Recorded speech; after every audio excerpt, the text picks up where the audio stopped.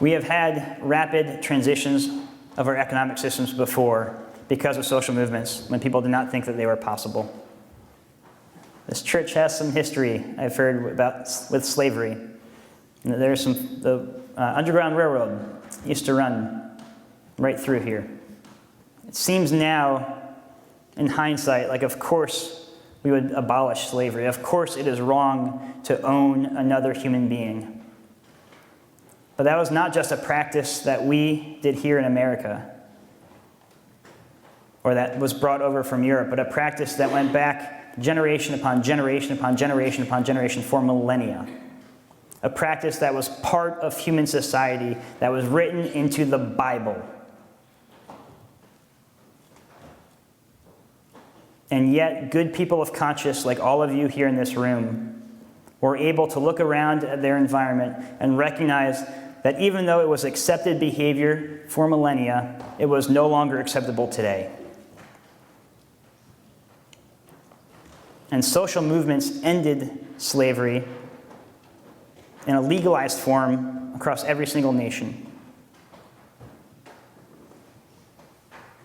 We can do that again. Instead of the concept that no human being should own another human being, we need to get at the concept that no human being should die for another human being to have energy. That's what our movement is all about. That when you turn on the lights, when you wake up in the morning, or you turn on your computer, that you should not have to sacrifice another human soul for you to go about your day. Because that's what we're doing right now. And that is not okay.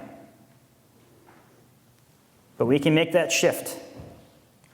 We did fight a civil war over it in this country, as some have pointed out. But in every other nation, there were no civil wars about it. It was a social movement and the social movement alone that won it. In other nations, even within our own nation, the Civil War only came about because there's an incredibly powerful social movement that pushed it to the center of the national dialogue. And yes, it's going to be a heavy lift to try to transition our economy at the speed that we need to transition it at. But we've done that before as well. In World War II, when we rapidly switched our economy from a peaceful civilian-based economy to a wartime economy in a matter of months. When Germany invaded Poland in 1939, our army was rated as weaker than Poland's. And it took Germany 3 weeks to invade and occupy the entire nation of Poland. And their military was supposed to have been superior to ours. In 1940, we had this nascent aircraft industry, and we had produced a whopping total of 4,000 aircraft. As you all probably know, in 1941, in December, we were bombed in Pearl Harbor. And shortly after that, President Roosevelt took to the national airwaves and set what many thought were very aggressive, ambitious, and unrealistic goals, saying that we were going to not only take on Nazi Germany, but also Imperial Japan, to make the world safe for democracy. And to do this, we were going to build 60,000 aircraft. And we had, again, previous year had only built 4,000. And a lot of people heard this goal and thought it was an overly aggressive target, overly ambitious. We would never hit it. But they understood the wisdom of it, because if you set really high goals, you may not fully hit them, but at least you'll be a lot higher than you would have been if you didn't try, right? So maybe we want to get 60,000, but maybe we get 30,000 or 15,000 or 35,000 if we're lucky, right? And set similarly ambitious targets for armored vehicles and for tanks. And from when he made that speech in the beginning of 1942 until the end of 1944, our nation produced not 4,000, not 60,000, but but 216,600 aircraft. We entirely shifted over from a civilian economy that was making cars and these new electronic gadgets for folks into a wartime economy that was making weapons of war. Corset manufacturers started making gun belts. Merry-go-round manufacturers started making gun turrets. Toy manufacturers started making bullets. The automobile industry stopped making cars. For a couple of years, we just didn't make any new civilian cars. We did okay with that. And instead, they made airplane engines, armored vehicles for the military, and tanks. And we defeated the twin forces of Imperial Japan and Nazi Germany over a couple of years. A couple of short years. That's what we have to do here. That's what we can do here.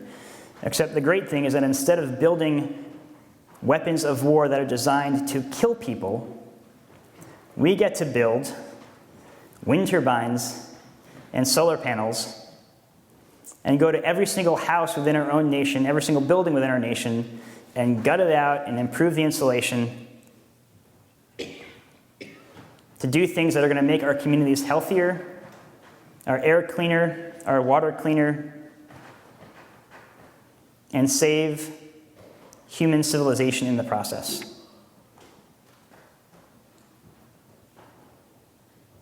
Why would we not do that? It's not going to be easy. And there's probably some folks out there who are thinking that that's just a big idealistic vision that will never come to fruition. And you might well be right. But I hope for all of our sakes that you're wrong. Because that's what we need to do. And for every person who gives up on that vision to say, that's not possible, I'm not going to work for it, you're helping to put nails in that coffin to make sure that vision does not come to be.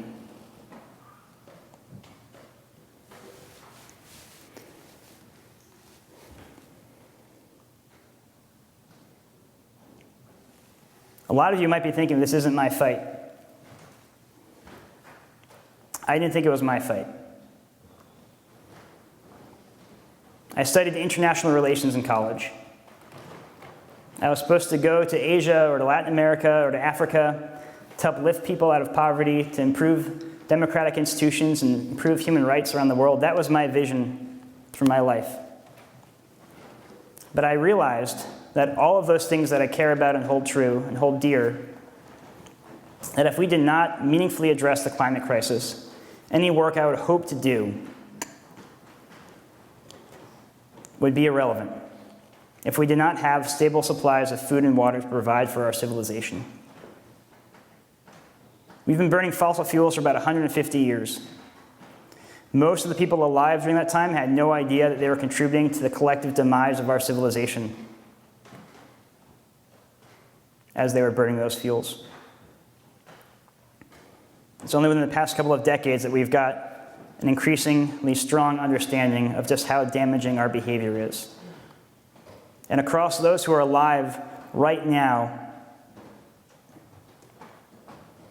the majority of the human population lives either in a country where their political views are not represented by their government and they have little to no chance of changing their government's policies, or their countries are so poor and so geopolitically insignificant that they are contributing so little to the problem of climate change that even if they drop their emissions to zero, it wouldn't mean a darn thing. Because they're not the part of the problem, but they are suffering its results and those consequences. And a lot of people in the world live in both of those countries, or they have no hope of changing their government, and even if they did change their government, it wouldn't matter because their government is not causing the problem. All of us in this room have the honor, the privilege, and the responsibility of living in a country where our political views are actually valued. And yes, we have a corrupt government. There's a lot of corruption and inertia in the system. But at the end of the day, I can stand up here and talk to all of you without fear of being tortured or killed, or having my family members being tortured or killed for speaking out about something I believe in, and for calling on the government to do more than they're doing. A lot of humanity does not have that privilege. And not only do we all have that privilege here, but we have that privilege in a world, in a country, that is the most powerful nation on the planet and arguably the most powerful nation in human history, where the decisions we make as a nation will define humanity for 1,000 years and longer.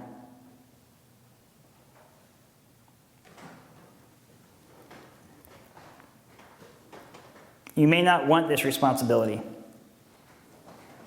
I didn't particularly want this responsibility, but we share it. We all share it. Because among those 300 million Americans out there, the vast majority have absolutely no idea how bad things could get. No idea. Because our government and our media has failed to communicate what is at stake here. This is our fight. And we need to pour everything we have into it. I encourage you to really think about what it is that you love in this world and how much you're willing to sacrifice for it. How much of your time, how much of your sweat and your tears, and how many good friends you're going to be able to make, and that sense of camaraderie and love that you'll feel.